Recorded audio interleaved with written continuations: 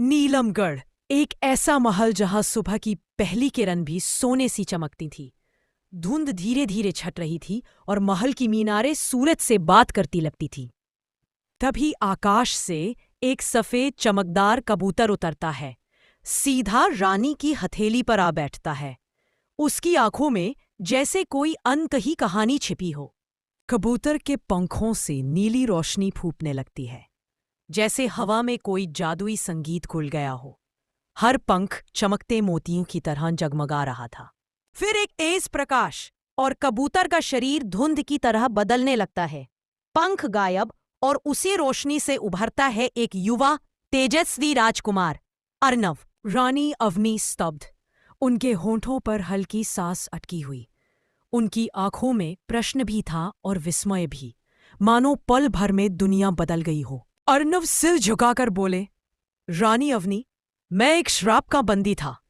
आपका स्नेह, आपकी दया ने मुझे वापस मानव बना दिया। उनकी आवाज में विनम्रता थी और सच्चाई भी। अगले दिनों में अवनी और अर्नव महल के बगीचों में घंटे बिताने लगे। फूलों की खुशबू, पेड़ों की छाया और उन दोनों के बीच उभरती एक मीठी शांत मोहब्बत। एक रात चांद अपनी पूरी चमक के साथ नीले आकाश में था। अवनी और अर्नव एक तालाब के पास बैठे थे। दोनों की बातें और चांदनी एक दूसरे में खोए हुए। लेकिन प्रेम की दुनिया में हर रोशनी को एक छाया मिलती है। दूर काले बादलों में एक दुष्ट तांत्रिक की लाल आंखें चमक उठती हैं। उसकी हंसी से धरा कांप जाती है। अर्नव के हाथों में नीली ऊर्जा चमकने लगती है। तांत्रिक की मुट्ठियों से लाल आग निकलती है। आकाश में दोनों शक्तियां टकराती हैं।